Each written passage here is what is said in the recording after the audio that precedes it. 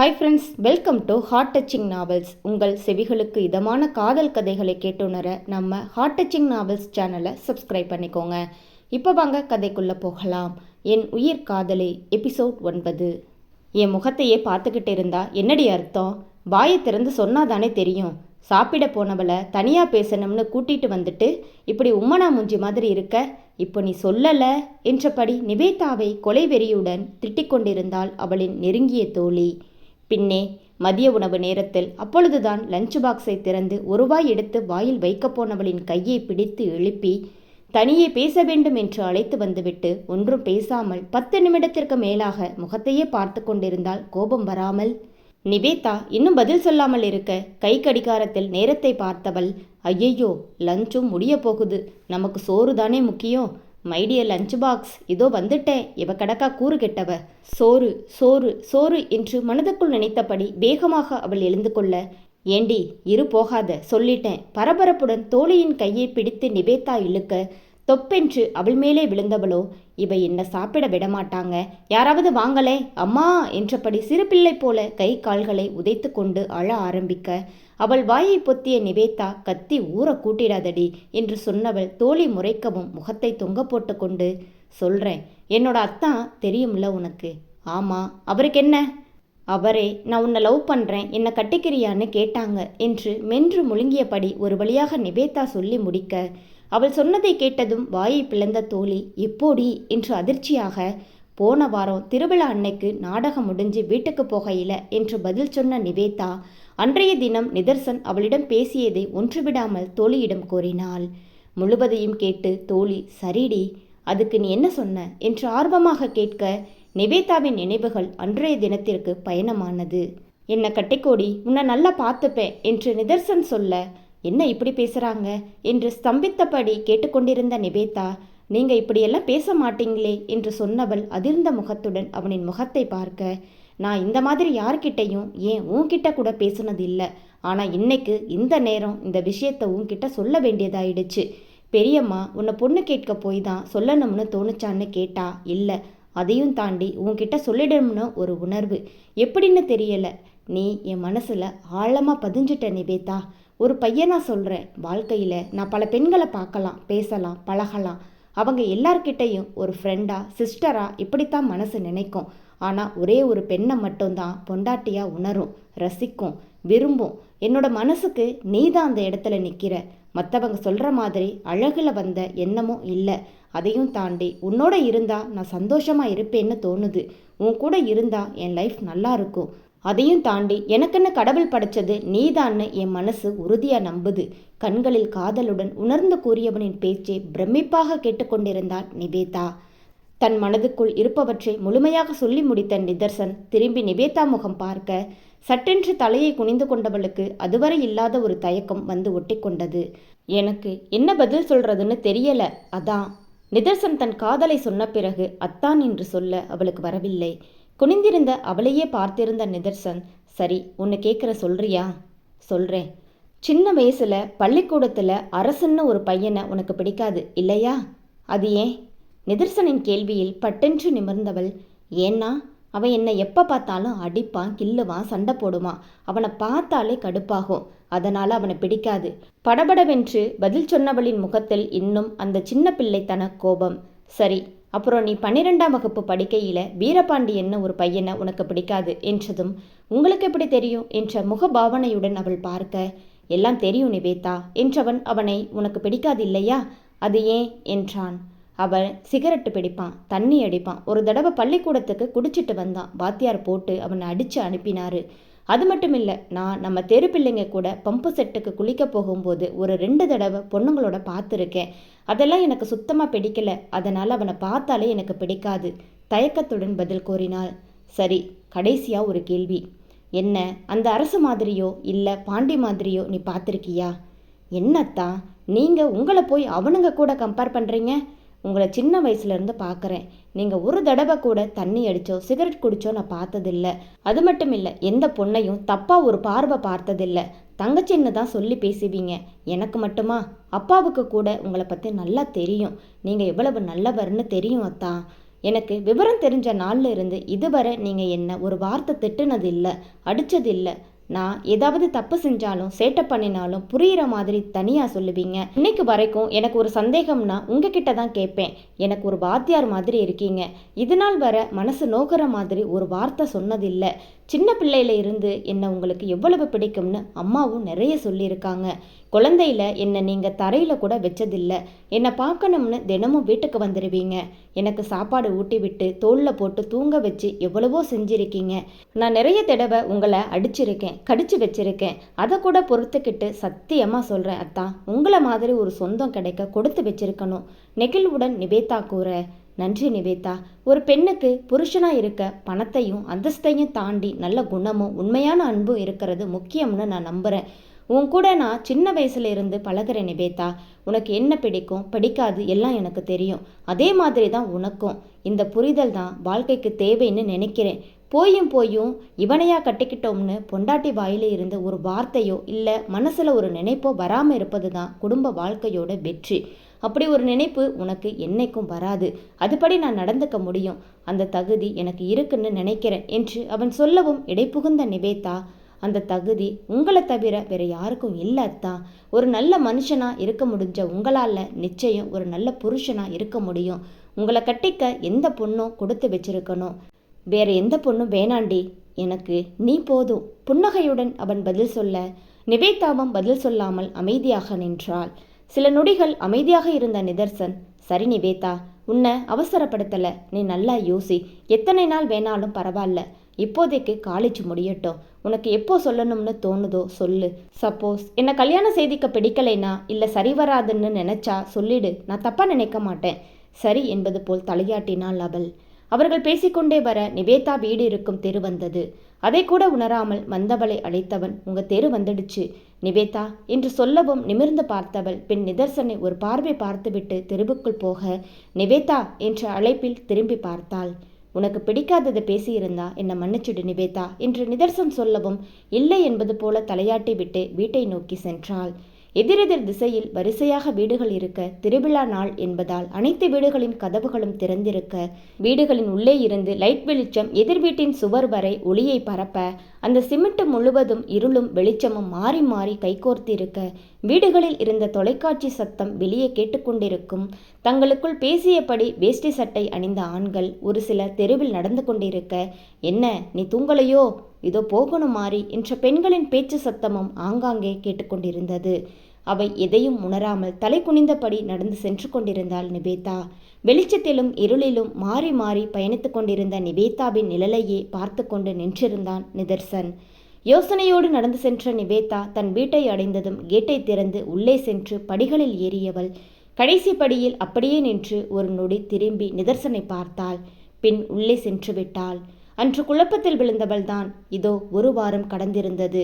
நிதர்சன் அவளிடம் காதலை தெரிவித்து, இது சரியா தப்பா, இரண்டு குடும்பத்துக்கும் ஒத்து வருமா என்று தினம் தினம் யோசித்து யோசித்து குழம்பி போனவள் ஒரு முடிவுக்கு வர முடியாமல் போக இன்று தோழியிடம் அனைத்தையும் கொட்டிவிட்டாள். ஏண்டி அறிவு கெட்டவளே, இதில் யோசிக்க என்னடி இருக்கு? கல்யாணத்துக்கு எனக்கு சம்மதம்னு சொல்லிட்டு போக வேண்டியது தானே என்று அவள் தோழி கூற, சட்டுன்னு சொல்ல முடியலடி, ஒரே யோசனையா இருக்கு என்றாள் நிவேதா. அப்போ சரி, உனக்கு யோசனையா இருக்குன்னா விடு, நான் உன் அத்தானை கட்டிக்கிறேன் என்று அவள் பட்டென்று கூற, தொலைச்சிடுவேன் தொலைச்சு, ஆசையை பாரு, போடி அந்த பக்கம் பட்டென்று நிவேதாவிடமிருந்து பதில் வர, சரி நான் வேணாம், அன்னைக்கு உன் அத்தான் ஃபோட்டோவை பார்த்துட்டு செம்மையா இருக்காரு, ஃபோன் நம்பர் தரியான்னு கேட்டாலே நந்தினி, அவளை உன் அத்தானுக்கு கட்டி வச்சுடு, செம்ம ஜோடியா இருக்கும் என்றாள்.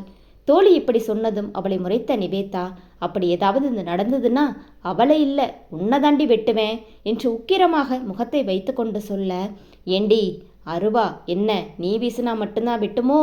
நான் வீசினாலும் வெட்டுண்டி, தெரிஞ்சுக்கோ.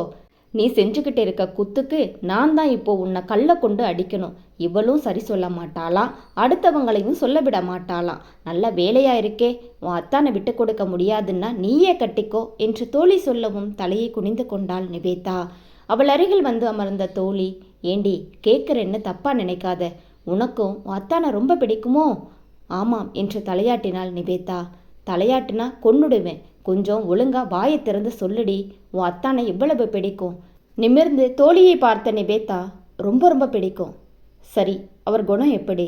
ரொம்ப நல்லவர்டி, சத்தியமாக சொல்கிறேன். கொஞ்சம் கோபப்படுவார், அவ்வளவுதான். மற்றபடி தங்கமான குணம். அவரை மாதிரி ஒருத்தர் கிடைக்க கொடுத்து வச்சிருக்கணும். அவரை வேண்டாம்னு சொல்கிறதுக்கு உன்கிட்ட ஏதாவது காரணம் இருக்கா?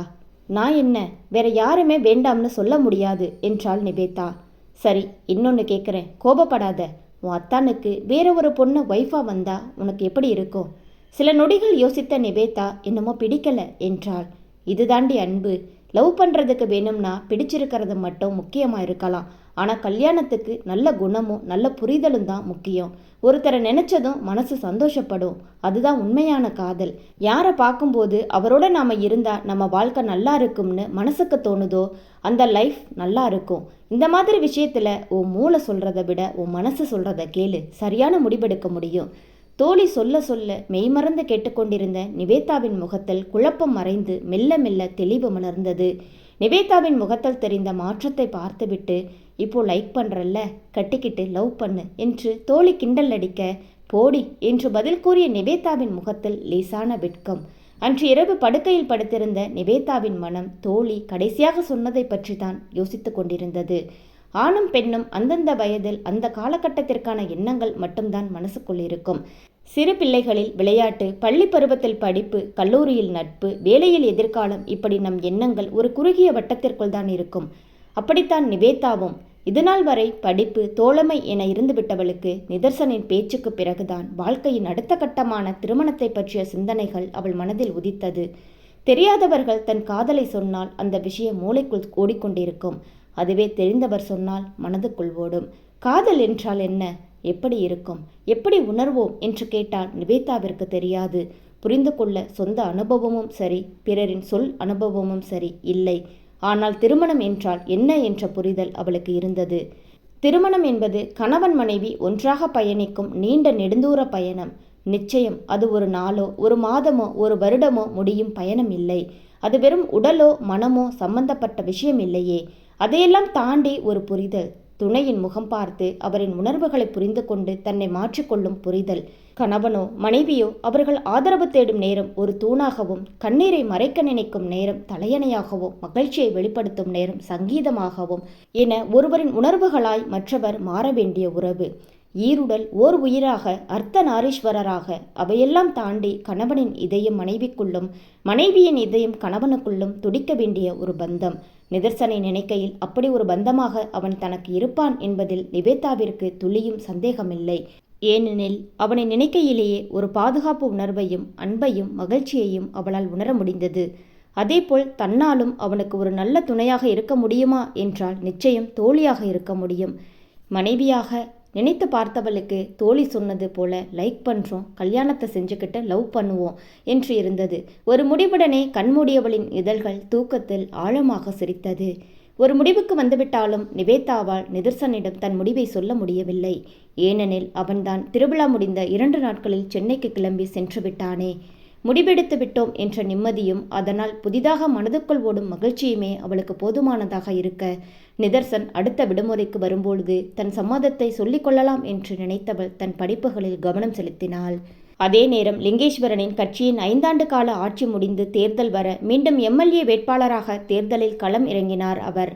அந்த சமயத்தில்தான் தேர்தல் வேலைகள் அவரை முழுவதுமாக இழுத்துக்கொள்ள, தொழிலையும் குடும்பத்தையும் பார்த்து கொள்ள வேண்டும் என மகன் தேவைப்பட வேலை செய்தது போதும் என நிதர்சனிடம் ஊருக்கே வரும்படி உத்தரவிட்டார் லிங்கேஸ்வரன். அதன்படி வேலையை ராஜினாமா செய்து சென்னையில் இருந்து புறப்பட்டான் நிதர்சன். இனிமேல்தான் பெரிதும் மதிக்கும் ரோல் மாடலாக நினைக்கும் தன் தந்தையின் உண்மையான முகம் தனக்கு தெரிய போகிறது என்று தெரியாமல் நிவேதாவை நினைத்து கொண்டே ஊர் வந்து இறங்கினான் நிதர்சன் தென்காசிக்கு வந்து 1 வாரம் ஆகியிருந்தது. அன்று காலை அவனை போனில் அழைத்திருந்த நிவேதா தேர்வு எழுதி முடிந்ததும் மதியம் கல்லூரியில் அவனை சந்திக்க விரும்புவதாக கூற, சரி என்றவன் மதியம் கிளம்பி இதோ நிவேதாவிற்காக அவள் கல்லூரி வாசலில் காத்திருந்தான். நிதர்சன் தன் காதலை சொல்லி சில மாதங்கள் கடந்திருக்க நிவேதாவிடமிருந்து எந்த பதிலும் வராமல் இருந்ததில் நிதர்சனுக்கு புரிந்து போனது. சிந்திக்க அவளுக்கு கால அவகாசம் தேவைப்படுகிறது என்று. அதனாலேயே நிதர்சனும் அவளை தொடர்பு கொள்ளாமல் விலகியிருந்தான். அவன் நினைத்தது போலவே இதோ அவனிடம் தனியே பேச வேண்டும் என நிவேதா அழைத்திருக்கிறாள். நிச்சயம் ஏதோ ஒரு பதிலை சொல்லத்தான் நிவேதா வர சொல்லியிருக்கிறாள். அது பெரும்பாலும் சாதகமான பதிலாக இருக்கும் என்று நம்பினான். நிவேதாவின் கல்லூரிக்கு எதிரே நின்றிருந்தான் நிதர்சன். கை கடிகாரத்தில் நேரத்தை பார்த்துவிட்டு நிமிர தோழியிடம் பேசிக்கொண்டே வெளியே வந்து கொண்டிருந்தாள் நிவேதா. நிதர்சனை பார்த்ததும் தோழியிடம் சொல்லிக்கொண்டு அவனை நோக்கி வந்தாள். தன் அருகில் வந்தவளிடம், எக்ஸாம் எல்லாம் முடிஞ்சுதா நிவேதா என்று நிதர்சன் கேட்க, முடிஞ்சுது, அங்கிட்டு தள்ளி போய் பேசுவோமா, பிள்ளைங்க எல்லாம் பார்ப்பாங்க என்று சற்று தயங்கியபடியே அவள் சொல்லவும், சரி என்றவன் அந்த ரோட்டில் சற்று தள்ளி இருந்த ஒரு சின்ன கோவிலுக்குள் அழைத்துச் சென்றான். கடவுளை வணங்கிவிட்டு வந்து அமர்ந்ததும் மெல்ல பேச்சை ஆரம்பித்தாள் நிவேதா. நான் மேலே படிக்கலாம்னு நினைக்கிறேன் அத்தா, அது சம்பந்தமாக உங்ககிட்ட பேசணும், அதுக்கு தான் வர சொன்னேன் என்று அவள் சொல்லவும், திருதிருவென்று முழித்தவன், இதுக்கா நம்மளை வர சொன்னா? அப்போ அன்னைக்கு சொன்ன விஷயம் அதுக்கு துளி கூட ரியாக்ஷன் இல்லையா என்று நினைத்தவன் குழப்பத்துடன், உனக்கு விருப்பம்னா படிக்க வேண்டியது தானடி, எதுக்கு என்கிட்ட பேசணும், என்ன கோர்ஸ் படிக்கணும்னு ஏதாவது கேட்டு சொல்லணுமா என்றான். அது இல்லை, நான் மேலே படிக்கவா வேணாமான்னு அப்பா கிட்ட கேட்டேன். மாமா என்ன சொன்னாங்க? அதெல்லாம் உன்பாடு, உன்னை கட்டிக்க போகிற மாப்பிள்ளைய கேளு, மாப்பிள்ளை தம்பி சரின்னு சொன்னாங்கன்னா எங்களுக்கு எந்த பிரச்சனையும் இல்லைன்னு சொல்லிட்டாங்க. மாமா சொல்கிறது சரிதானே என்று மேலே பேச போனவன் சட்டென்று பேச்சை நிறுத்திவிட்டு நிவேதாவை அதிர்ந்து பார்க்க, அவன் மனமோ, மாப்பிள்ளைன்னு சொல்கிறா, யாரை சொல்கிறா, ஒருவேளை அந்த பெரியம்மா பையனை முடிவு செஞ்சுட்டாங்களா? இல்லையே, ஜாதக பொருத்தம் அமையலன்னு தானே கேள்விப்பட்டேன், இவ என்ன இப்படி சொல்கிறா என்று நினைத்தபடி முழிக்க, அவன் நினைத்ததை சரியாக கணித்த நிவேதா, அந்த ஜாதகம் பொருத்தமில்லைன்னு வீட்டில் வேணாம்னு சொல்லிட்டாங்க, நான் அவங்கள சொல்லலை என்று நிவேதா கூற, பின்ன பயந்த இதயத்துடன் நிதர்சன் கேட்க, உங்களைத்தான் சொன்னேன், உங்களை கட்டிக்கிறதுன்னு முடிவு செஞ்சிட்ட பிறகு மேலே படிக்கவா வேணாமான்னு உங்களைத்தானே கேட்கணும் என்று அசால்ட்டாக அவள் சொல்ல, ஒரு நொடி அவள் சொல்ல வருவது புரியாமல் பின்பு புரியவும் நிதர்சனின் முகத்தில் 1000 வாட்ஸ் பல்பு. கொழுப்புடி உனக்கு, பட்டுன்னு சொல்லுவேன்னு பார்த்தா சுற்றி வளைச்சு சொல்றியா, இதை சொல்ல உனக்கு இத்தனை நாளாடி? சிரிப்புக்கு இடையே நிதர்சன் கேட்க, சிரித்து கொண்டிருந்த நிவேதாவின் முகத்தில் தயக்கம் எட்டி பார்த்தது. பரவாயில்லடி, எதா இருந்தாலும் சொல்லு என்று நிதர்சன் கனிவாக சொல்ல, நீங்கள் சொன்னதும் ஆரம்பத்தில் கொஞ்சம் யோசனையாக இருந்தது அத்தான், சரி வருமா வராதா, பெரியவங்க ஒத்துப்பாங்களா மாட்டாங்களான்னு ஒரே குழப்பம். அப்புறம் நிறைய யோசிச்சு பார்த்தேன், காலேஜிலையும் ஒரு பிள்ளைக்கிட்ட கேட்டேன், அவளும் நிறைய எடுத்து சொன்னான். அவள் சொன்னதுக்கு பிறகுதான் நிறைய புரிஞ்சுது. அப்புறம் நானும் யோசிச்சு பார்த்தேன், சின்ன வயசுலேருந்தே உங்களை எனக்கு ரொம்ப பிடிக்கும், நாள் முழுவதும் உங்கள் கூட இருக்கிறதுனால இருப்பேன், அப்பாவுக்கு அடுத்து நீங்கள் தான் எனக்கு எல்லாம், இதுக்கு பேர் என்னன்னு எனக்கு தெரியலை, உங்கள் மேலே என்னை விட அதிகமான நம்பிக்கை இருக்குது, நீங்கள் நல்லவங்க அத்தான், சின்ன வயசுலேருந்து உங்களை எனக்கு பிடிக்கும், இதுக்கு பேர் காதலான்னு எனக்கு சொல்ல தெரியலை, என் ஃப்ரெண்டு கூட சொன்னான், இப்போது லைக் பண்ணுறவங்களையே பேசாமல் கட்டிக்கிட்டு லவ் பண்ணு, கல்யாணம் வரைக்கும் எதுக்கு காத்துக்கிட்டு இருக்கணும், இப்போவே லவ் பண்ணலாம்னு முடிவு செஞ்சுட்டேன் என்று சொன்னவள் வெட்கத்தில் தலையை குனிந்து கொள்ள, நிவேதா சொன்னதை பொறுமையாக கேட்டுக்கொண்டிருந்த நிதர்சன் அவள் சொல்லிவிட்டு தலை குனிந்ததும் அவள் முகத்துக்கு நேராக குனிந்தவன் தலையை ஒரு பக்கமாக சாய்த்து கண்ணடிக்க, சட்டென்று சிரித்துவிட்ட நிவேதா திறந்திருந்த அவன் இதழ்களை தன் விரல்களால் மூடிவிட்டு பதிலுக்கு வெட்கம் மேலிட புத்தகத்தால் தன் முகத்தை மூடிக்கொண்டாள். அன்று ஆரம்பித்தது அவர்களின் காதல் பயணம். ஆனால் காதல் மட்டுமே செய்தனர். காதலை தாண்டியே எந்தவித எல்லை மீறல்களும் அவர்களிடம் இல்லை. பார்க்கும் நேரங்களில் கண்களால் பேசிக்கொள்வதும் பெரியவர்கள் இருக்கும் பொழுது வம்பிழுப்பதும் என அவர்களின் நாட்கள் பசுமையாக சென்று கொண்டிருந்தது. நிதர்சன் இன்னும் 1-2 மாதங்களில் வருமான வரிக்காக ஆண்டு கணக்கு வழக்குகளை சரிபார்த்து கொண்டிருந்தான். கணக்கு முடிந்ததும் நிதர்சன் முகத்தில் குழப்பம் இருக்க, ஆங்காங்கே லாப வருமானம் குறைவாக இருப்பு வைக்கப்பட்டிருந்தது. இந்த கான்ட்ராக்டில் லாபம் 20 லட்சம் தானே வந்தது, அப்பா எதுக்கு 10 லட்சம் குறித்து வச்சிருக்காங்க, நிறைய டொனேஷன் செலவு போட்டிருக்கு, இதெல்லாம் என்ன, எத்தனை தடவை கால்குலேட் பண்ணாலும் கணக்கு இடிக்குதே என்று குழம்பி போனவன் தந்தையிடம் கேட்க லிங்கேஸ்வரனை தேடி அவரின் எம்எல்ஏ அலுவலகம் சென்றான். அங்கே அவன் கேட்ட உரையாடல் அவனை அதிர செய்தது. பள்ளிக்கூட டெண்டர் சம்பந்தமாக தொழிலதிபர் ஒருவரிடம் பேசிக்கொண்டிருந்தார் லிங்கேஸ்வரன். இதோ பாருங்க கான்ட்ராக்டர், அமௌண்ட்டு 20 லட்சம், எப்படியும் உங்களுக்கு லாபம் 50 லட்சம் வரும், அதில் பாதி % 25 லட்சம் கொடுத்துடுங்க, டெண்டரை உங்களுக்கே முடிச்சிடலாம். என்ன அண்ணாச்சி, விலைவாசியெல்லாம் ஏறிடுச்சு, இதில் எங்கிட்ட இருந்து 50 லட்சம் லாபம் வர, மிஞ்சு போனால் 10-15 லட்சம் தான் வரும், ஒரு 15 லட்சம் கொடுத்துடுறேன். தயக்கத்துடன் அவர் இழுக்க, 25 லட்சம் கொடுத்தா பார்க்கலாம், முடியலைன்னா விட்டுடுங்க, கொடுக்க ஆளுங்க ரெடியாக இருக்காங்க, முடிவாக சொல்லுங்க, கொடுக்க முடியும்னா முடிச்சிடலாம், இல்லைன்னா வேண்டாம். லிங்கேஸ்வரன் கராராக சொல்ல, ஆளை பார்த்துடக்கூடாது, கறந்துடுவானுங்க இவனுங்க என்று மனதுக்குள் லிங்கேஸ்வரனை திட்டியவர் மனமே இல்லாமல் சரி என்று ஒத்துக்கொண்டவர் பணத்தை எங்கே கொண்டு வந்து தரணும் என்று கேட்க விவரத்தை சொல்லி அனுப்பி வைத்தார் லிங்கேஸ்வரன். அவர் சென்றதும் தன் உதவியாளனை அழைத்த லிங்கேஸ்வரன், ஏய் வீரா, நைட்டு நம்ம பண்ண வீட்டுக்கு பணம் கொடுக்க ஆள் வருது, ரெடி பண்ணி வை. சரிங்க அண்ணாச்சி. சரக்கு எதுவுமா? நல்லதாக பார்த்து வாங்கி வை. சரி அண்ணாச்சி. அப்புறம் நம்ம கல்குவாரியிலிருந்து சென்னைக்கு 2 லாரி போகணும், கிளப்பியாச்சா? அதிகாலையோ புறப்பட்டாச்சு அண்ணாச்சி. சரி, நான் கட்சி ஆஃபீஸ் போயிட்டு அப்படியே வீட்டுக்கு கிளம்புறேன், யாரும் வந்தா ஃபோன் போடு என்றவர் எழுந்து கொள்ளவும் அதுவரை சிலை போல நின்றிருந்த நிதர்சனுக்கு உணர்வு வரவும் அதிர்ந்த முகத்துடனே வீட்டிற்கு கிளம்பி சென்றான். அப்பா, லஞ்சம் வாங்குவாங்களா? அதுவும் இவ்வளவு பணமா? சொந்தமா கல்குவாரி, பண்ண வீடு எல்லாம் இருக்கா? இதனால் வர எனக்கு தெரியாதே. ஒருவேளை அம்மாவுக்கு தெரியுமோ? இதெல்லாம் சரியான முறையில் வாங்கினதா? இல்லை இது எத்தனை நாளாக நடக்குது? அப்போது மில்லு கணக்கு வழக்கும் அப்பாவுக்கு தெரிஞ்சுதான் இருக்கும் போல. கடவுளே, இன்னும் என்னெல்லாம் நடக்குது? மற்ற அரசியல்வாதிங்க மாதிரி எங்கள் அப்பா இல்லை, ரொம்ப யோக்கியம், சுத்தமானவங்கன்னு ஃப்ரெண்ட்ஸ் கிட்ட எல்லாம் பெருமையாக சொன்னேனே, அதெல்லாம் பொய்யாயிடுச்சா? மற்ற அரசியல்வாதிங்க மாதிரி தானா இவரும்? இதனால் வர எதுவும் தெரியாமல் இருந்திருக்கேனே முருகா. பல கேள்விகள் அவன் மனதுக்குள் ஓடிக்கொண்டிருந்தது. நிதர்சனுக்கு விவரம் தெரிந்த வயதில் இருந்தே அவன் குடும்பம் வசதியானது. தந்தை வழியிலும் சரி, தாய் வழியிலும் சரி, 2 குடும்பமும் செல்வாக்கில் உயரத்தில் இருந்தது. தாய் காயத்ரி தேவி வழியில் சில பல சொத்துக்களும் தொழிலும் திருமண சீராக வந்திருக்க நிதர்சனை பொறுத்தவரையில் அவர்கள் பூர்வீக பணக்காரர்கள் என்று நினைத்து கொண்டிருந்தான். அது மட்டுமில்லாமல் அதனால் வரை பள்ளி கல்லூரி என்று இருந்து விட்டவனுக்கு தந்தையின் சொத்து விவரங்களோ தொழில் வருமானங்களோ தெரிந்திருக்கவில்லை. லிங்கேஸ்வரன் அவனிடம் எதுவும் தெரிவித்திருக்கவில்லை. எந்த ஒரு சொத்துக்கள் வாங்கும் பொழுதும் லிங்கேஸ்வரன் யாரிடமும், ஏன் மனைவியிடம் கூட கலந்தாலோசிக்கவோ விவரம் சொல்லவோ கிடையாது. குழப்பமும் வேதனையும் மனம் முழுவதும் நிறைந்திருக்க முகம் வாடி போய் வீடு வந்து சேர்ந்த நிதர்சன் சோர்வாக சோஃபாவில் அமர்ந்தவன் கண்களை மூடிக்கொண்டு தலை சாய்த்து கொண்டான். மகனின் சோர்வான தோற்றத்தைக் கண்டு பதறிய காயத்ரி மோர் கலக்கி கொண்டு வந்தார். ஐயா நிதர்சா, என்ன முகமெல்லாம் வாடி போயிருக்கு? மில்லில் ரொம்ப வேலையோ? இந்தா, இந்த மோரை குடிச்சிட்டு போய் கை கால் கழுவிட்டு சாப்பிடு, கொஞ்சம் சரியாகிடும். நிமிர்ந்து அம்மாவின் முகம் பார்த்தவனின் முகத்தில் அம்மாவிடம் கேட்கலாமா வேண்டாமா? ஒருவேளை அம்மாவுக்கு விஷயம் தெரியாம தான் கேட்க போய் தெரிஞ்சு வேதனையானா என்ன செய்ய என 1000 கேள்விகள். என்னையா முகத்தையே பார்த்துட்டு இருக்க, குடி என்று காயத்ரி மீண்டும் சொல்லவும் எதுவும் கேட்காமல் மோரை வாங்கி குடித்தான்.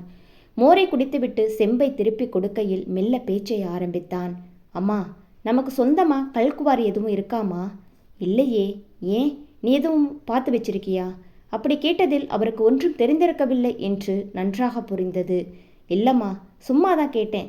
சொத்து விபரத்தை பற்றி எல்லாம் உன் அப்பாவுக்கு தான் தெரியும், அவர் தான் அதெல்லாம் கவனிச்சுக்கிறது என்று சொல்லிவிட்டு அவர் சென்றுவிட நிதர்சனுக்கு ஒன்றுமே புரியவில்லை. அம்மாவுக்கு தெரியாம அப்பா ஏன் இதெல்லாம் செய்யணும் என்று மேலும் மேலும் குழப்பம் கூடிக்கொண்டே போனது. அன்று இரவு தூக்கம் வராமல் வெகுநேரம் முழித்திருந்தான் நிதர்சன். கார் சத்தம் கேட்டு கீழே எட்டி பார்த்தான். கையில் பெட்டியுடன் உள்ளே வந்து கொண்டிருந்தார் லிங்கேஸ்வரன். வந்தவர் கீழே இருந்த அவரின் அறைக்குள் சென்றார். மனதில் ஏதோ நெருடல் தோன்றவும் கீழே வந்த நிதர்சன் லிங்கேஸ்வரனை தொடர்ந்து அவரின் அறைக்குள் சென்றான். அங்கே அடுத்த அதிர்ச்சி அவனுக்கு காத்திருந்தது. பெட்டியுடன் உள்ளே சென்ற லிங்கேஸ்வரன் அதை வைப்பதற்கான துணிமணிகள் அடுக்கி வைக்கப்பட்டிருந்த பீரோவை திறந்தவர் செல்ஃபின் உள் கைவிட்டு பின்பக்க தடுப்பை கை வைத்து தள்ள அதுவோ பஸ் ஜன்னலை போல பாதி நகர அதற்கான அந்த பக்கம் மேலிருந்து கீழ்வரை செல்ஃபுகளுடன் கூடிய மற்றொரு பீரோ அமைப்பிருந்தது. அதில் மேலிருந்து கீழ்வரை இருந்த அனைத்து செல்ஃபுகளிலும் பணக்கட்டுகளும் நகைப்பெட்டிகளும் அடுக்கி வைக்கப்பட்டிருந்தது. அந்த காட்சியை பார்த்த நிதர்சன், என்ன இவ்வளவு பணமா என அதிர்ந்து போனான். அதிர்ந்த பார்வையுடன் உள்ளே சென்ற நிதர்சன் அதிர்ச்சியில் தன்னையும் மீறி, என்னப்பா இதெல்லாம், ஏது இவ்வளவு பணம் என்று கேட்டுவிட நிதர்சனை திரும்பி பார்த்தார் லிங்கேஸ்வரன். சிறிதும் பதற்றப்படாமல், தேர்தல் செலவுக்கு இருக்கிற பணம் காணாம போயிடக்கூடாதில்ல, அதான் நம்ம வீட்டில் வச்சிருக்கேன் என்று பதிலளித்து கொண்டே பீரோவை பூட்ட, பொய் சொல்லாதீங்க, அந்த பள்ளிக்கூட கான்ட்ராக்டர் கிட்ட லஞ்சமா வாங்கின பணம் தானே என்று பட்டென்று கேட்டுவிட சாவியை இடுப்பில் கட்டியிருந்த பெல்ட்டின் பர்சில் வைத்துவிட்டு சட்டையை இழுத்து விட்டவர், மதியம் ஆஃபீஸ் வந்தியா என்று கேட்க ஆம் என்பது போல தலையை ஆட்டினான் நிதர்சன்.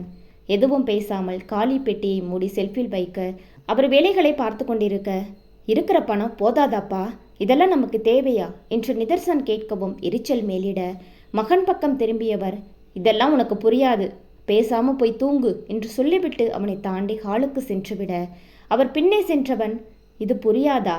சரி, அப்போ அந்த மணல் குவாரி, பண்ண வீடு, அதெல்லாம்? அது புரியுந்தானே? அதெல்லாம் எப்படிப்பா வாங்கினீங்க? இது மாதிரி வாங்கின பணத்தில் தானே என்றபடி கேள்விகளை அடுக்கிக் கொண்டே போக, நிதர்சா சொன்னா கேளு, போய் தூங்கு, அனாவசியமான கேள்வி கேட்டுக்கிட்டே இருக்காத என்றார்.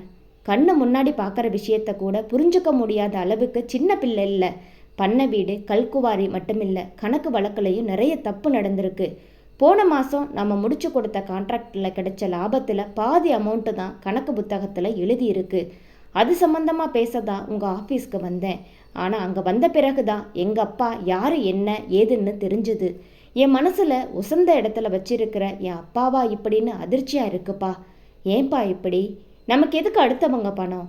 இருக்கிற சொத்தை வச்சு சந்தோஷமாக இருக்க முடியாதா என்றான்.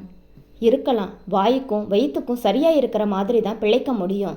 ஆனால் என் மகனோட மகன் இப்படி என அடுத்த 10 தலைமுறையும் உட்கார்ந்து சாப்பிட்ற மாதிரி ராஜ வாழ்க்கை வாழணும்னு நான் ஆசைப்படுறேன். காரு பங்களான்னு வசதியோட இஷ்டப்பட்டதை சாப்பிட்டு நினச்சதை வாங்கி உடுத்தி சந்தோஷமாக இருக்கணும். இன்னார் வம்சம் இன்னார் குடும்பம்னு எத்தனை தலைமுறை ஆனாலும் என் வம்சம் பேரோடையும் புகழோடையும் இருக்கணும். இதுக்காகத்தான் ஓடி ஓடி பணம் சேர்க்குறேன். இல்லாதவங்க கிட்ட இருக்கிற பணத்தை நான் ஒன்றும் பிடுங்கி சம்பாதிக்கலை. வசதியாக இருக்கிறவன், அவனுக்கு காரியமாக வேண்டி பணம் கொடுக்குறவன், அவனுங்க கிட்ட தான் வாங்குறேன்.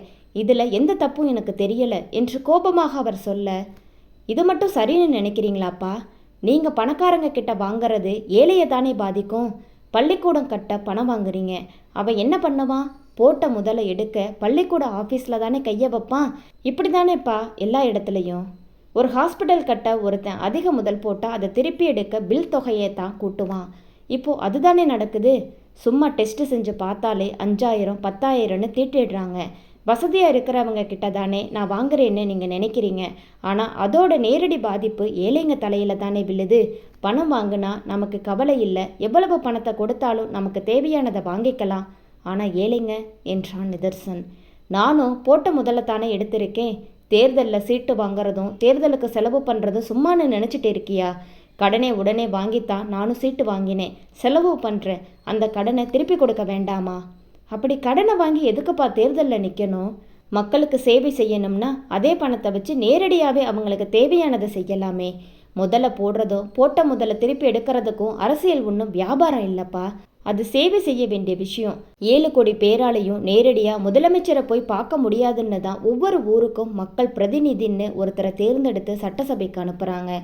ஆனால் யாரால் ஜெயிச்சு பதவியில் உட்கார்றாங்களோ அவங்களே மறந்துட்டு தானும் தான் குடும்பமும் மட்டும் நல்லா இருந்தால் போதும்னு பணம் சம்பாதிக்கிறது எல்லாம் நல்லா இல்லைப்பா.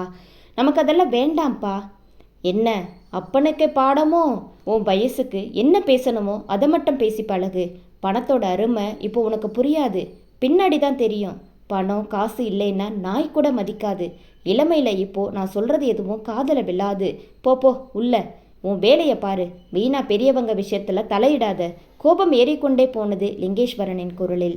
அதுக்காக அரசாங்கத்துக்கு தெரியாமல் நீங்கள் செய்கிற எல்லாத்தையும் பார்த்துட்டு சும்மா போக சொல்கிறீங்களா என்று நிதர்சன் சொல்லி முடிக்கவும், காயத்ரி என்று கர்ஜித்தார் லிங்கேஸ்வரன். கணவனுக்கு உணவு எடுத்து வைத்து கொண்டிருந்த காயத்ரி கணவனின் கர்ஜனையில் பதறி அடித்து கொண்டு ஹாலுக்கு வந்தவர். அங்கே நின்றிருந்த மகனையும் கணவனையும் கேள்வியாக பார்த்து கொண்டே கணவன் அருகில் வந்தவர், கூப்பிட்டீங்களா என்று பவ்யமாக கேட்க, பெரியவங்க கிட்ட எப்படி பேசணும்னு உன் மகன்கிட்ட எடுத்து சொல்லு. தேவையில்லாத விஷயத்துல எல்லாம் மூக்க நுழைக்கிறான் என்று கோபத்தை அடக்கிய குரலில் லிங்கேஸ்வரன் சொல்லவும், கணவனின் முகத்தில் தெரிந்த கோபத்தை பார்த்துவிட்டு பதற்றத்துடன் மகன் அருகில் சென்ற காயத்ரி, என்னையா, என்ன விஷயம்?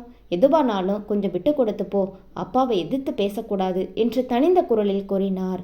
பெண்களுக்கு, அதுவும் கிராமத்து பெண்களுக்கு கூடுதலாக இருக்கும் ஒரு பதற்றம் இது. கணவனுக்கும் மகனுக்கும் சிறு வாக்குவாதம் என்றாலும் குடும்ப பெண்கள் தான் தவித்து போவார். இங்கே சின்ன விஷயம் பெரிதாகி வார்த்தைகள் தடித்து பிரிவு ஏற்பட்டு விடுமோ என்ற பயம் குடும்ப தலைவிகளை கலக்கமடைய செய்யும் ஒரு விஷயம்.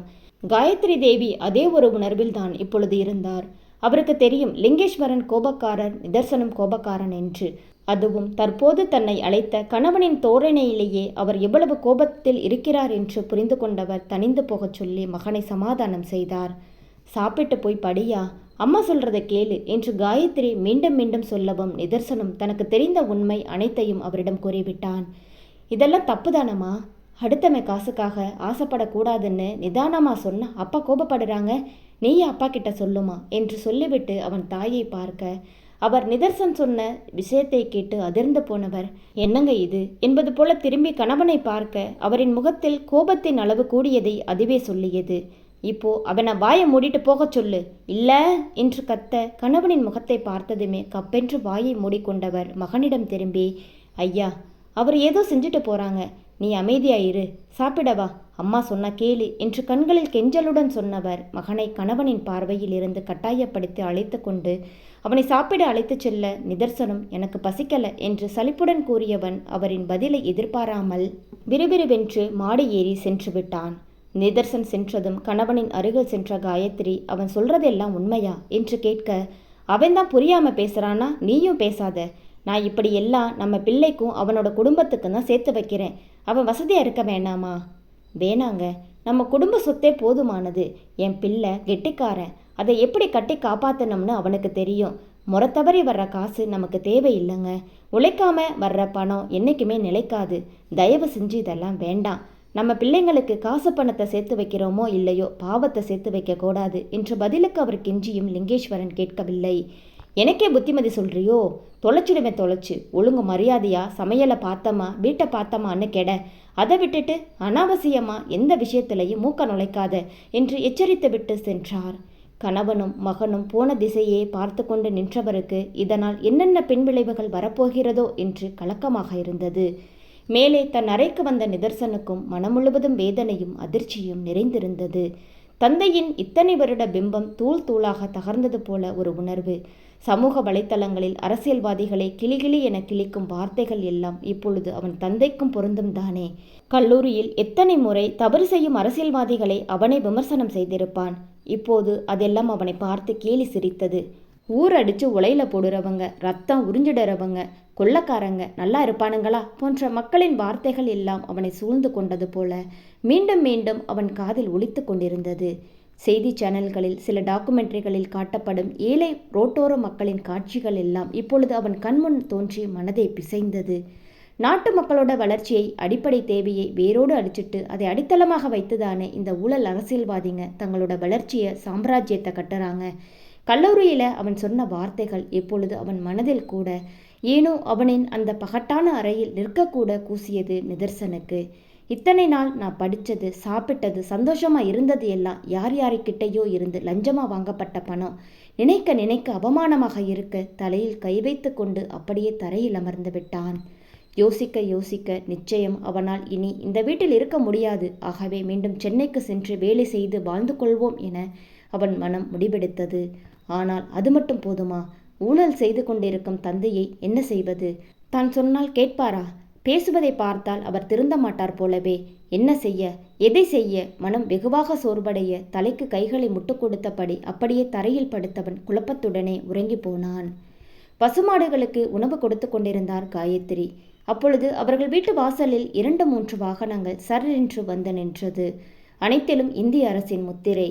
கையை கழுவியபடி காயத்ரி தேவி வாசலுக்கு வருவதற்குள் காரில் இருந்து இறங்கிய அதிகாரிகள் கூட வந்திருந்த துணை இராணுவ வீரர்களிடம் கேட்டை பூட்டும்படி கூறிவிட்டு திபுதிபுவென்று உள்ளே வந்து, நாங்கள் இன்கம் டேக்ஸ் டிபார்ட்மெண்ட்ல இருந்து வர்றோம், லிங்கேஸ்வரன் உள்ள இருக்காரா என்று கூறியபடியே வீட்டிற்குள் செல்ல பதற்றத்துடன் அவர்களை பின்தொடர்ந்தார் காயத்ரி. சத்தம் கேட்டு கீழே இறங்கி வந்த நிதர்சனுக்கு புரிந்து போனது. வருமான வரி அலுவலகத்துக்கு போட்டோக்களுடன் தான் அனுப்பிய கடிதத்தை பார்த்துவிட்டு சோதனை செய்ய வந்திருக்கிறார்கள் என்று. ஒன்றும் சொல்லாமல் அமைதியாக சென்று சோஃபாவில் அமர்ந்து விட்டான். அதே நேரம் ஹாலுக்கு வந்த லிங்கேஸ்வரன் வந்திருப்பவர்களை யார் என்று விசாரிப்பதற்குள் ஆளுக்கு ஒரு திசையாக அந்த அதிகாரிகள் செல்ல, அதன் பின்னே அவருக்கு வந்திருப்பது வருமான வரித்துறை அதிகாரிகள் என்று புரிந்தது. அன்று முழுவதும் அவர் வீட்டில் சோதனை நடந்தது. அன்று மாலை வருமானத்துக்கு அதிகமான சொத்து சேர்த்த புகாரில் முன்னாள் எம்எல்ஏ லிங்கேஸ்வரன் கைது என்ற ஃப்ளாஷ் நியூஸ் அனைத்து செய்தி சேனல்களிலும் ஒளிபரப்பாக கையில் விலங்குடன் 2 பக்கமும் காவல்துறை அதிகாரிகள் அழைத்துச் செல்ல தலையை தொங்க போட்டபடி காவல்துறை வாகனத்தில் ஏறினார் லிங்கேஸ்வரன். தெருவே வேடிக்கை பார்த்து கொண்டிருக்க பக்கத்து வீட்டுக்காரர்கள் முகத்தில் எல்லாம் களவாணி பயலாயுமே என்ற ஏளன பார்வை. லிங்கேஸ்வரனின் பின்னோடு முந்தானையில் வாயை பொத்தியபடி அழுது கொண்டே சென்ற காயத்ரி காவல்துறை வாகனம் புறப்பட்டதும் நெஞ்சில் அடித்துக்கொண்டு அழுதவர் அப்படியே நெஞ்சை பிடித்து கொண்டு சரிந்தார். தாயை தாங்கி பிடித்த நிதர்சன் அவரை தூக்கி கொண்டு மருத்துவமனைக்கு விரைந்தான். அங்கே காயத்ரியை பரிசோதித்த மருத்துவர் அவர் இறந்துவிட்டதாக சொல்லவும் அதிர்ந்து போன நிதர்சன் அம்மா என்று கத்தவும் தூக்கி வாரி போட பதற்றத்துடன் எழுந்து அமர்ந்தான் நிதர்சன்.